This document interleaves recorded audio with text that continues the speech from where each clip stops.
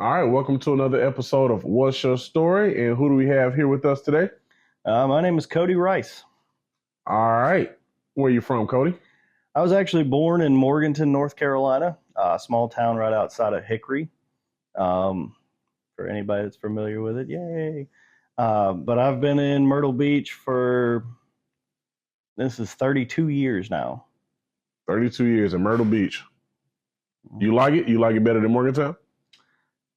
I like it. I like it better than Morganton. I do miss mountains and snow. We don't get that here. Yeah. But yeah, I tend to vacation in mountains and snow, whereas most people tend to vacation more to a better beach than Myrtle Beach. But I tend to want to go up north and want to go in the mountains. All right, so I'm gonna explain to everyone how you got here. Known Coty for I think 3 years now. Funny guy, exciting guy, as you all will see in this interview today. But we're gonna touch on that later. But we just go ahead and get the show on the road. First thing I want to ask, man, because you know the show's all about helping people become better people and just helping them through rough times. Is there anything you feel comfortable sharing that you've been through in your life, traumatic wise, that you, like I said earlier, that you feel comfortable sharing to help other people? I mean, most of the things that I've been through in my lifetime, I wouldn't necessarily consider them traumatic just because of who I am as a person. I tend to not let things bother me that often. I tend to just be a nonchalant, go with the flow person, which actually upsets some people who take life a little too seriously. Um, but that's usually who I end up with, who I choose to date, is those people that tend to take life very seriously, and then opposites attract because they're polar opposites. But um, like, yeah, I mean, yeah, but everything that I've been through, I kind of look at it as I'm also at fault, because I feel like as you grow and as you get older and as you progress as a person, you start learning that not everything is ever 100-0 as far as blame wise. Like sometimes it's 90-10, sometimes 80-20, sometimes 70-30, and you have to learn to be able to grow as a person that you are at fault slightly for any of those things. Like, yes, I've been through an abusive relationship, but I'm also very at fault at that, because I tend to just, once I distance myself, I tend to be very far away. Um, and this poor lady was just trying to fight to have me around. Now she tried to fight me to keep me, which I'm starting to understand is very weird more every time I say it. But I don't necessarily blame her for that. Like, she was just trying to keep me around, and like I was just trying to get away. But I tend to be on the nicer side, so I try to just distance myself instead of just pulling the band-aid off per se. So like I think that might have made it harder for her to have to deal with. And at the end of the day, I don't blame her. I don't blame what she did. There were certain things that she was right about. Um, and I wish her the best. Like most everybody that I've encountered in my lifetime, that I either don't talk to anymore, or that have chosen to do more for the best for them. I hope the best for them. I wish the best for them in any way, because not everybody is going to be anti you, more so that they're going to be pro them. So you can't take too many things personally, at the end of the day, because everybody's pro themselves. They're not anti you. That Nobody's trying to sabotage you. Nobody's trying to actually stop you. And if they are, they're horrible people, and they'll get what's coming to them. Um, I've always said that I'd like to be successful in everything that I do and everything that I try to. Um, I just don't want to step on anybody on the way. And Yeah. if I stepped on anybody on the way, feel free to reach out to me. Um, and I'll try to help you get back to where it was. If I've stepped on you and stopped an opportunity that you've had, let me know. I'll try to get that opportunity back for you, whatever I need to do. Yeah. Have you forgiven her, I'm assuming, for everything that happened? Yeah. Yeah. Oh yeah. What was that process like, Um, coming to that realization? And it's a lot of arguing with different people, because in the battles that you face in your own head with everything that you went through, you also have told people about this. You've also told people about this story, so they're also going to be on your team as well, and you have to essentially argue with them because they're always going to be pro you if they were there for you during that time.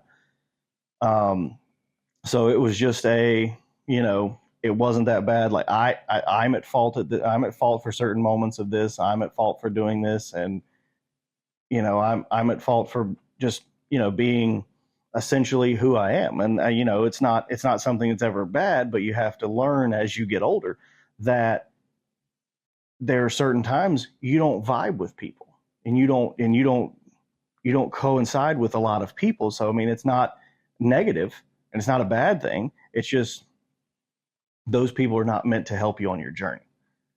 They're meant to maybe you see as a sign, teach you a lesson, whatever, but they're not meant to join you on your journey to wherever it is you're going.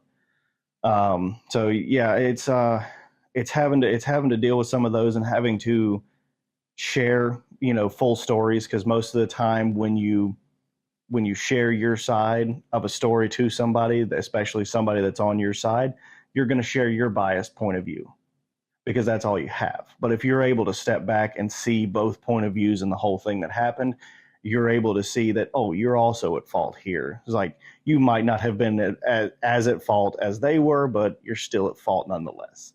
So it just becomes a growing process, and it becomes a just very difficult thing to be able to argue with the people close to you about how you were also at fault here.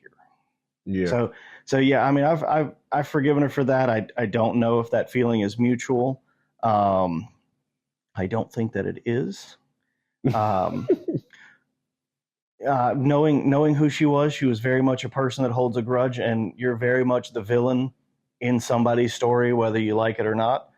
So I don't know if I'm fully forgiven from the other side, but I know that I have forgiven her for everything. And we just weren't we just became combative after a while. It just wasn't something that was meant to move forward, and that sucks, because I went into it, and I'm sure she went into it as well, with the full intention of like, this is going to make it. I tend to be very selective at that point, and I tend to be very selective with who I date, so that way if like I've chosen to date you, then I genuinely believe that we can make it. And that usually leads to it being very bad when it doesn't. So, Yeah. One step at a time, though. I believe that's something a lot of people, when they watch this, they can relate to. Sure. I myself have been through something similar. I don't really date that often. Sure. So hearing you say that, I totally agree, because I pick my girlfriends very carefully. And like you said, if I'm going to give you that title and call you my girlfriend, then I'm going to take it serious, and I believe that it can work out. You know what I'm saying? Sure. But what I love to hear you say, and when you were explaining your situation, was it sounds like you've taken accountability. Sure. And I feel like in today's world, just from what I see on the internet, not from what I see personally or personally or in real life, no, I don't see it a lot. Those A keyboard little bit, warriors. not a lot, but people don't really take accountability anymore. It's the blame game. It's you did it. You did this to me. You made me act this way. It's never what I did to maybe garner that reaction from you or anything like that. So that's very pleasant to hear. And like you said, it's just growing, growing, learning, just maturing. The older you get, the more you learn. And I just think that's life, and that's just how it goes. You know what I'm saying? And you're a great guy, so I wouldn't even worry about the dating pool or anything like that. You got a super good personality, a funny dude. You know what I'm saying? I feel like, you're The DMs are open, ladies. Hey, let them know. Let them know. But all right, now that we got that out the way, now we can get on to the fun stuff. So I know you've had a few business ventures.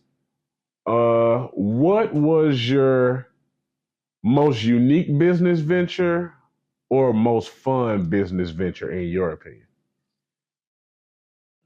It's good questions. My most unique one was probably being a professional wrestler.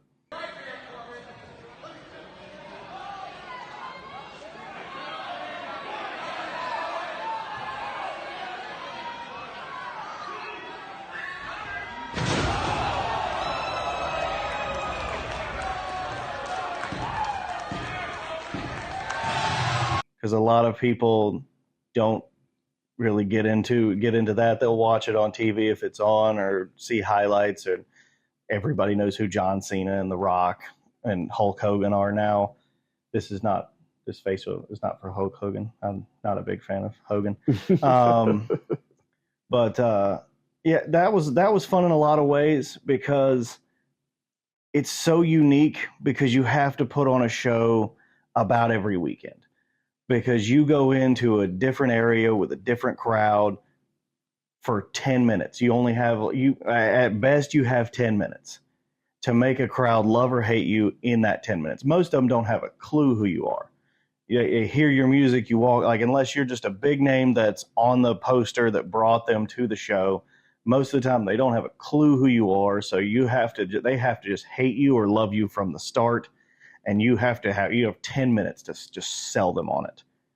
And that's so much, it's so fun and it's so unique because there's no other place like that. Like as a server, we have an entire hour and a half, like, to make somebody like us or hate us based on our service. And I'm sure we've had a plethora of both.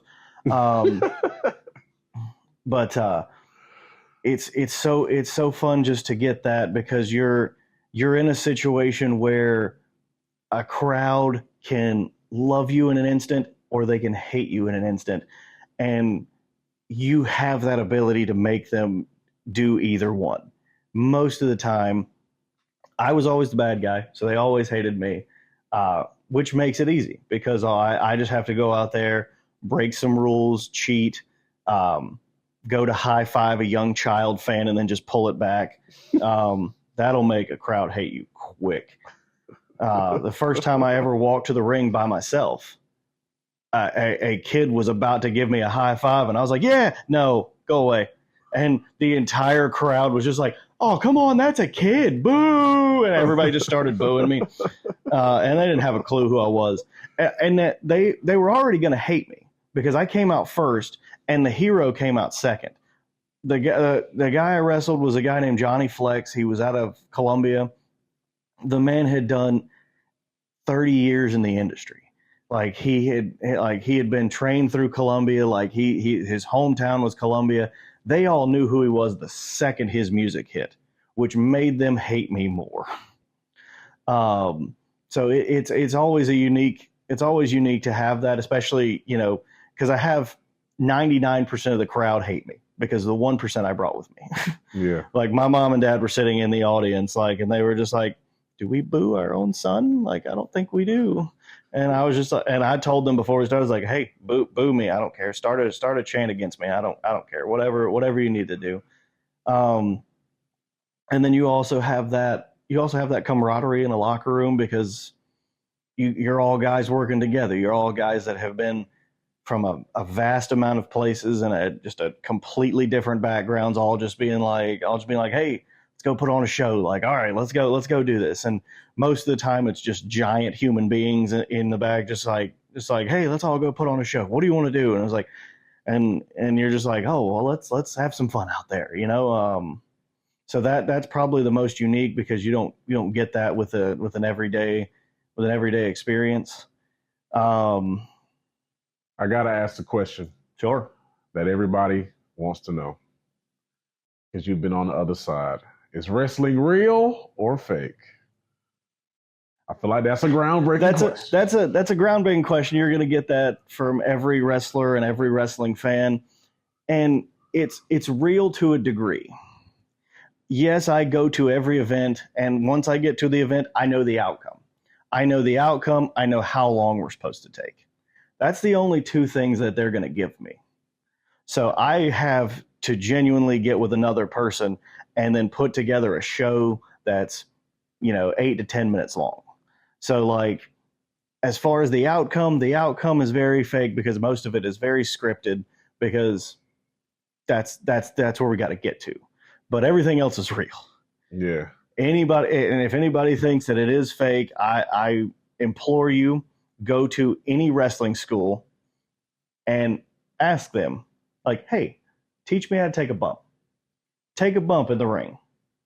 Then find out, is this real or fake? After that, because that's going to be your telling point in anything. And I still hate it. I still hate it to this day.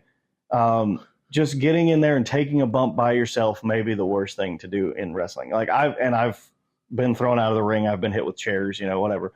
But like, it's real. It's real to that degree. Like it very much hurts. And they say every match is a car crash that you go through. And every time you see like some scars and some like bruises like on a wrestler's body, it's like, that's real. It's like nobody, he didn't just make that happen in the back, or they didn't just make up that or do a makeup tutorial. Like as good as some of these guys are at their art and their craft, it was like, they're not good makeup artists. So they're not going to like be able to make a bruise happen. And from somebody that's been bruised about everywhere at this point in time, it's very real. You definitely need athletic ability to do it. Like you can't just hop off the couch one day and be like, I'm going to be a professional wrestler. Be like, good luck. Like, I mean, I'll wish you luck to try. I'll wish you luck to try it. I'd love to, I'd love to get everybody in the ring and take a bump. Like just take a suplex, take a scoop slam, whatever. And like, I'd love to get a before and after question, just like, oh, wrestling's fake, and then be like, okay, let me give you a little slam here, and then slam them, and then be like, nope, never mind, it's completely fake, it's real. I'm out of breath. But it is. But I mean, at the same time, like it's a show. Like at the end of the day, it's a show. So like me and another person, we have to work together in almost a dance-like format so that we don't hurt each other and we put on the best show that we can. Yeah. Who's your favorite wrestler? I'll tell you mine. Easily mine's The Undertaker for sure. Good old Mark Calloway is a great choice. Also a great person. I got to meet him once. I'd passed by him, said something to him, and he didn't have to say anything back to me. He's the Undertaker. Like he could have just like whatever, but he was just like, hey, how's it going? Like just a quick like acknowledgement of his day. Like he didn't, and he probably doesn't remember that. He probably has done that millions of times and doesn't remember that he's done that, but that makes that person's day. And the Undertaker's a great one.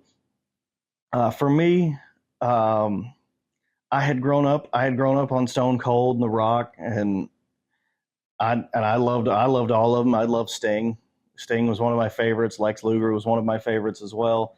And what they tell you when you start going to wrestling school is that your favorites will change once you go to wrestling school. However, for me, that was not the case. My favorites became stronger, and my favorite will be John Cena.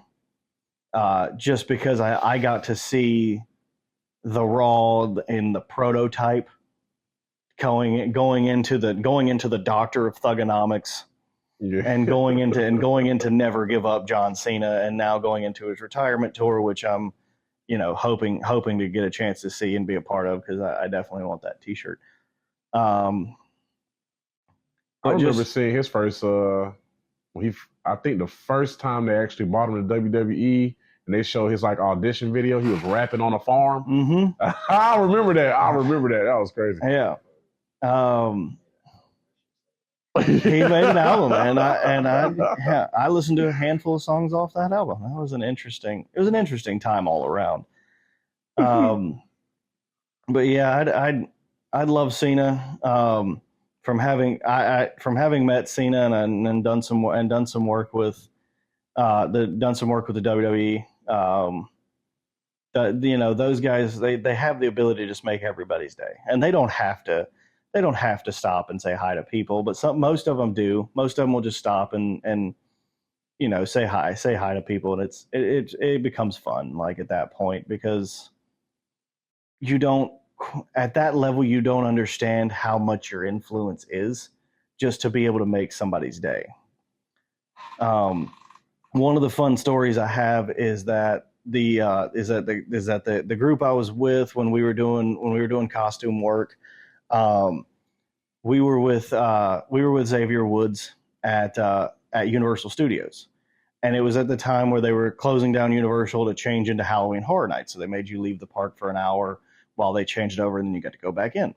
So we're standing there, we're but trying to think of getting something to eat, while we're waiting.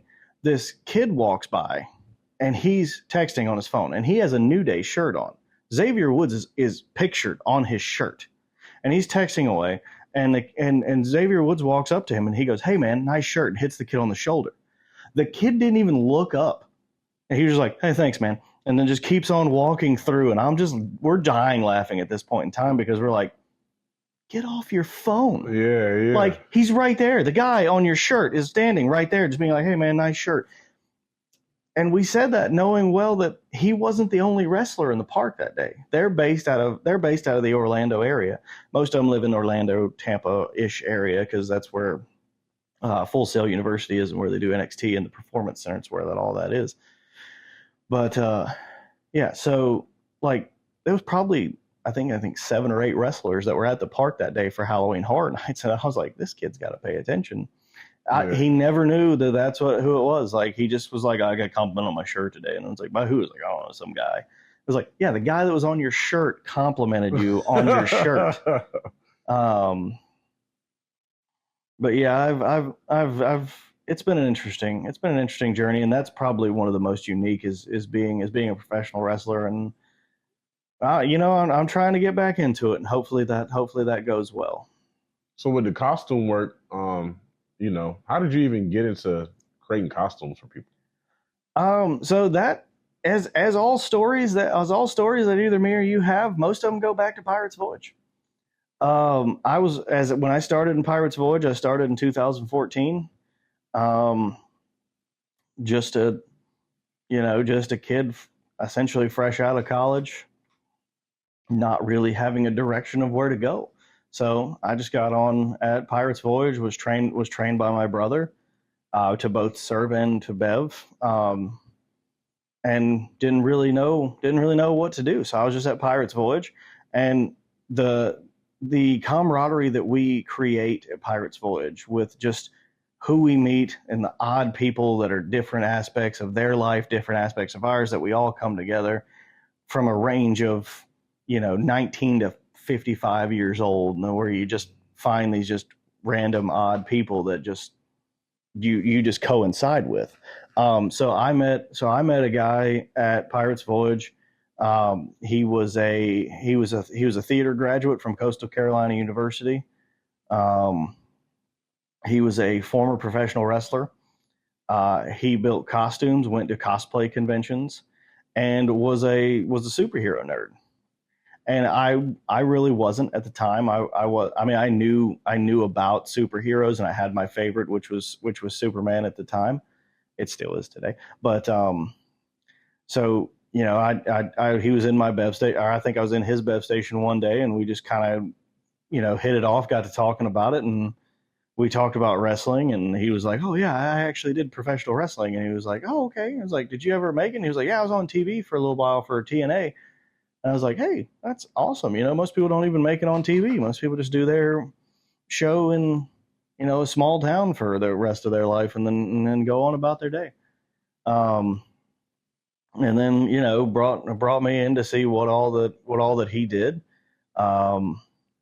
and was like, "Hey, I build costumes and go to conventions dressed as all these comic book people or these cartoon characters or whatever." And I was like, "That sounds great." And he was like, "Yeah," he's like, "Just come to one if you want to." And so he invited me to one, and I learned how seriously that they take it. because I was just like, I'll just order like a pair of pants and just go be like, hey, I'm a pants guy or whatever. That's not a real person. Don't take that as a real person. But yeah, so I went to that, and then I saw like, oh, they get serious about this, and they make stuff like this, and I went into it not thinking it could go anywhere, just thinking that I get to have, I get to go on vacation a lot, I get to have fun, I get to dress up as all these different characters, and just learn like weird things about how to make stuff, and I never thought it would actually take me anywhere, and next thing I know, I got a I'm a small part of a special on the WWE Network that's called New Day's Fantastic Ride, where they hosted WrestleMania dressed as Final Fantasy characters. If the New Day had Final Fantasy characters, so we're on there making their stuff, and they interview us and talk about how how these guys are and who they are, and the collaboration with wrestling and video games, which is something that Xavier Woods has been able to bring to a spotlight, which with his YouTube channel, which is terrific to be able to merge those two worlds together. Yeah, so I never thought it would actually like go anywhere or build anywhere, but now I have a absolutely ridiculous wardrobe because I know where to find things, and if I need something, I can make something if need be. I just went to a convention in Raleigh dressed as Gambit, and it was before I saw Deadpool and Wolverine, so I didn't know that it was going to be a huge deal that I was Gambit, because I kind of heard that he was going to make a cameo in it, but I didn't think his cameo was going to take off the way that it did. So I was just kind of like, oh, I'll be Gambit, it'll be all right. And then like I get there and I'm one of two Gambits, and like everybody's just like, oh man, loved you in Deadpool over. It's like, hey, no spoilers, I haven't seen it yet. And I went to see it like the next week, but I didn't care. But I was like, hey, it's good to get pointed out, and it's a good world. It's a good world to get in, just because it's a little bit of an escape, because you can dress up as a character, you can be a character, and if you go to one of these conventions, I love Dragon Con in Atlanta. You will get the opportunity, which is one of the greatest things and one of the biggest payoffs, is that you've spent 3 months, 4 months, 5 months working on an individual costume, and then you put it on and wear it. You're looking good. You got everything working. You're strutting down the sidewalk because you're a different character. And then just to have a bunch of random people just go, oh man, and just yell your character name at you. It seems weird just to randomly get things yelled at you, but like, it's the closest form of being catcalled as a male that we'll get to have. just to walk by, like, because I did a Zangief costume from Street Fighter, and just be like, Zangief, what are you doing? And I was just like, just to everybody that passed by, just because they were just like, hey, he made a Zangief costume. And then they saw the rest of our group dressed as the rest of the cast of Street Fighter, and they were like, oh man, they're all Street Fighter.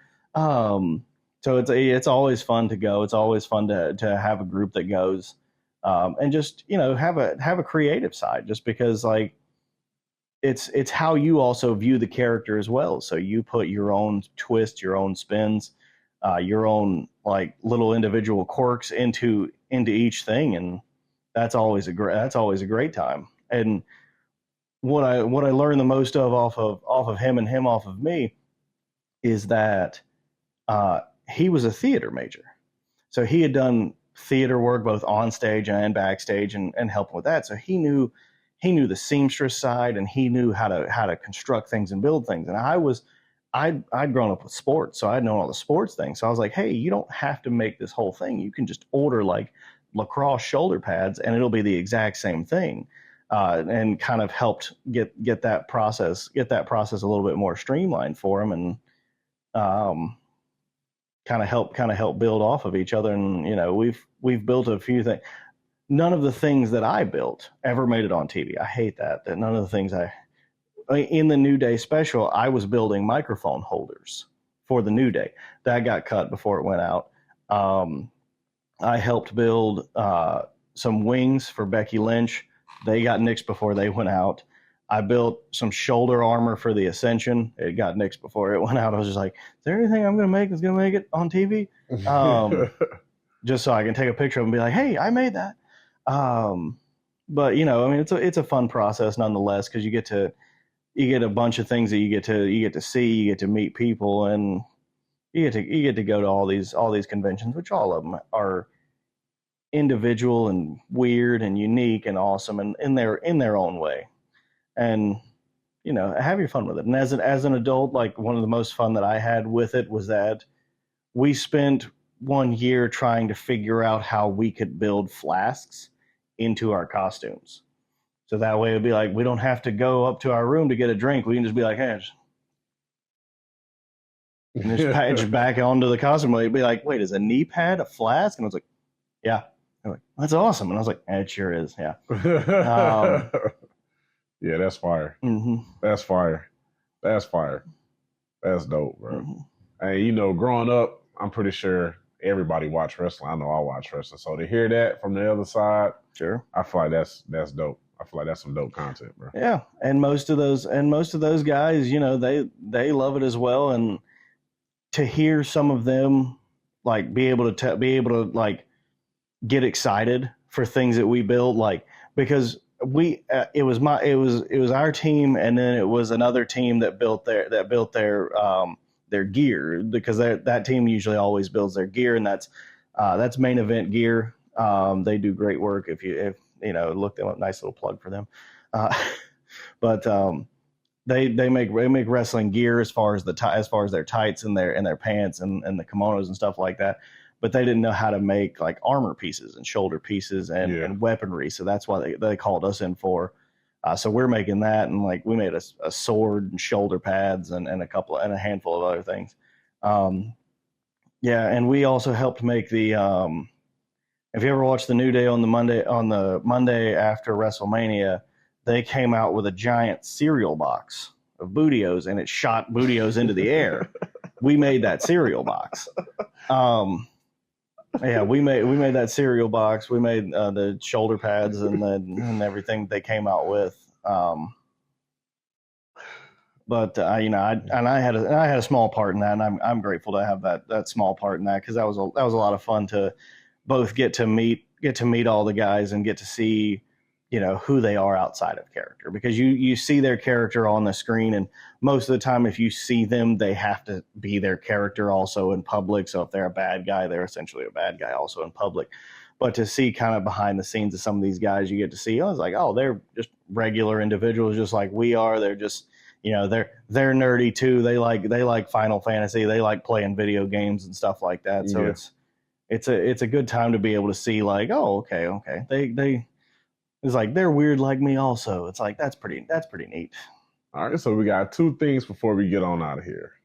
The first thing, you're a man of many talents. Sure. I just want you to do some impersonations. Yeah, and I work on these, and most of the time, if anybody has ever caught me working on these, they probably think I'm the weirdest human being, because I'm just essentially talking to myself, trying to carry on a conversation. Like one day I'll eventually put on a presidential round table where I'll just sit there and I'll just sit there and I'll just have a random be like, all right, we have a moderator here. All right, here's what we're doing. First of all, everybody's going to be quiet. Everybody's going to be quiet. Listen to me. I am the person. Okay, here we go. And then just have him be interrupted the entire time. All right, first of all, what we're going to do is we're not going to do any of that. I'm going to start it because I start everything, by the way. Just, you're probably wondering why I brought you here. It's like, you didn't bring anybody here. What are you talking about? Shut up.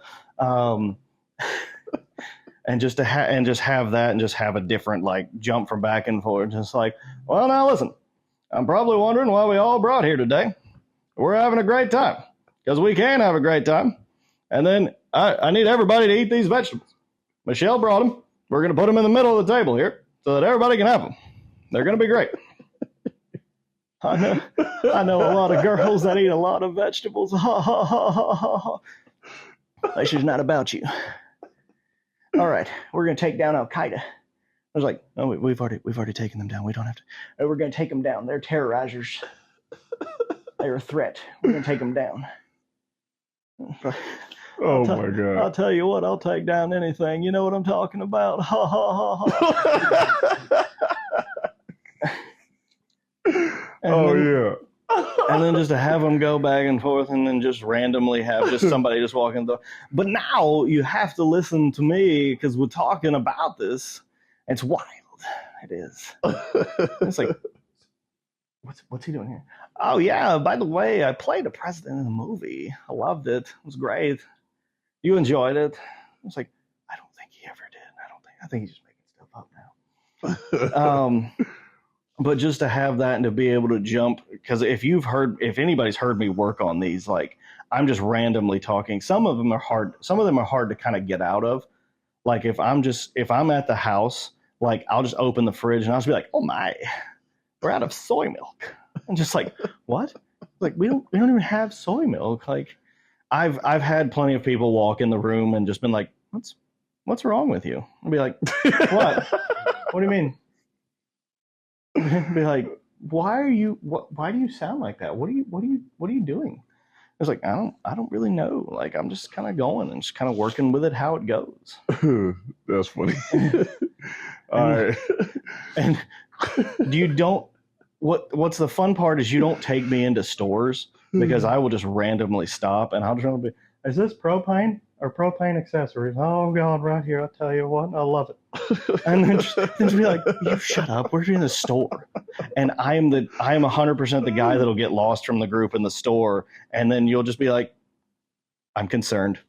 Cody's gone. Where's he at? And then I'll just run across like an aisle, like 3 aisles away and just,